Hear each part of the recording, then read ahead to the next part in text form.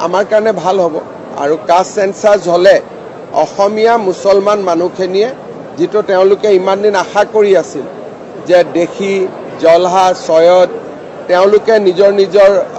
জাতি লিখিব পাৰিব আৰু বৰাক উপত্যকাটো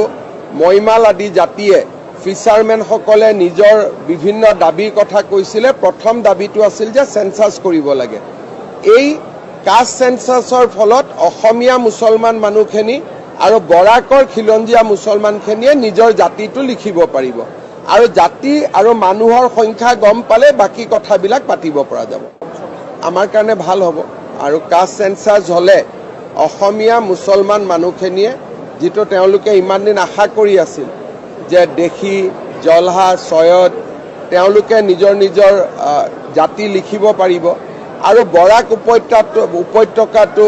মইমাল আদি জাতিয়ে ফিচাৰমেন সকলে নিজৰ বিভিন্ন দাবীৰ কথা কৈছিলে প্ৰথম দাবীটো আছিল যে সেন্সাস কৰিব লাগে এই কাষ্ট সেন্সাসৰ ফলত অসমীয়া মুছলমান মানুহখিনি আৰু বৰাকৰ খিলঞ্জীয়া মুছলমানখিনিয়ে নিজৰ জাতিটো লিখিব পাৰিব আৰু জাতি আৰু মানুহৰ সংখ্যা গম পালে বাকি কথাবিলাক পাতিব পৰা যাব